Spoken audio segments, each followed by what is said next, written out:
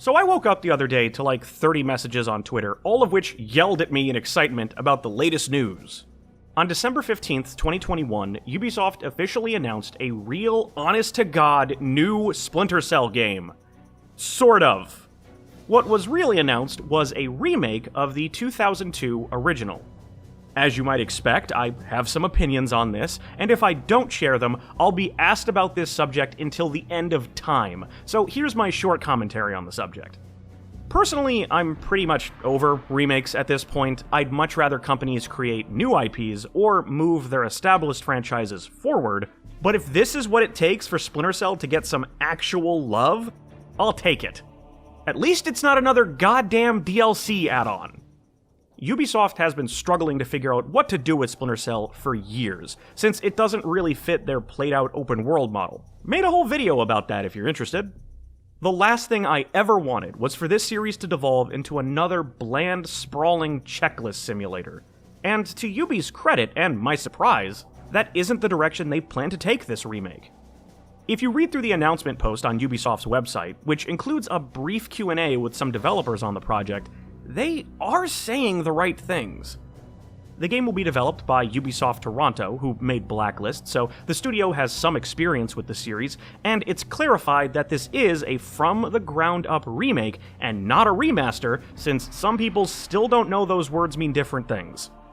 It will have linear design like the original games, as opposed to being yet another open world, and they heavily emphasize stealth as the focus, with special mention even made to honoring the Ghost playstyle. The later entries, like Conviction and Blacklist, are stealth games at their core, but they definitely amped up the action to broaden appeal, and I'm hoping these statements reflect a pullback from that. Knowing all that, what do I want out of a remake? While linear design is definitely the right call, I hope they don't go overly linear. As classic as the first Splinter Cell is, one of its biggest faults has always been its strict trial-and-error levels. Since this is a full revamp, I hope levels have multiple paths to take, adding to the sense of discovery and giving maps more replayability. I've said this a million times, but I hope the devs take their cues from Chaos Theory, with missions similar in layout to Bank or Displace, both being contained environments you're free to roam in, able to approach objectives from various directions. Not every level has to be that open. Something more directed like Lighthouse or Cargo Ship is fine too, as long as there's more than one hallway or vent to move through, with opportunities to make good use of your gadgets. They should also do away with the forced action set pieces. There were only a few in the first game, but they felt out of place, and the series never really learned to abandon them completely, so now would be the time. Stealth fans expect a more deliberate pace. You don't need to blow something up or start a scripted gunfight to keep us engaged. As for gameplay improvements, I once again think they should look to Chaos Theory. I know I'm a broken record on that game, but why wouldn't you look to your universally revered stealth masterpiece when deciding to update one of the games that led to it? The OG elbow strike just doesn't have the same impact as a knife to the throat, so give Sam his blade, give him lethal and non-lethal close quarters takedowns, and bring back the great optional interrogations for some of the guards he grabs. They've been sorely missed.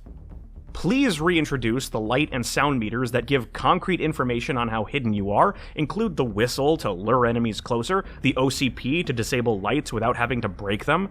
It's wishful thinking for them to do all of this. I doubt they will. I'm just saying to take these great ideas, this great blueprint for how to make an excellent sneaky sneak, and use them as a guideline. I also hope the remake resists the urge to take control away from the player too much. There's no need to take me out of the gameplay to watch Sam open a door, interrogate an enemy, or eavesdrop on a conversation. Just let me do that. That's how the originals did it. You experienced the overwhelming amount of the story while in full control of Sam, and that made it so much cooler. As much as I did like Blacklist, it had a bad habit of forcing you into cutscenes for all kinds of things, from major plot points to the tiniest of transitions. I can watch Sam talk with his team just fine on my own. There's no need to have me put the controller down for it. One thing that hasn't been confirmed one way or the other is whether this is just a remake or more of a reboot. We don't know yet if it'll retell the Georgian information crisis in the early 2000s, or if they'll go for a current-day setting with a different threat altogether. In line with that, we also don't know if they plan to recast everyone, or if they're gonna try and bring back iconic voices like Michael Ironside. If this is just meant as a standalone remake, then it'd be great to get the original cast back together for one last hurrah, whereas a reboot would be the perfect opportunity to start with a clean slate. Honestly, as time has gone on, I've come to realize that a fresh start probably wouldn't be a terrible idea in either case, as long as the new voices are in line with the characters. The problem with Eric Johnson playing Sam in Blacklist wasn't his acting, it was that he sounded like he was 30, and it didn't fit. Sam and Lambert have to sound older, like veterans of the spy game that have seen and done a lot over very long careers. Get quality voices that fit those archetypes, and we'll accept them, no matter how hard it may be to say goodbye to what we know and love. I also wonder if they'll try adding in Spies vs. Mercs. The original didn't have the multiplayer. That was first introduced in Pandora Tomorrow, but this would be a good opportunity to bring it back. I'd love to have a shiny new version of competitive Splinter Cell to play with friends until the wee hours of the morning.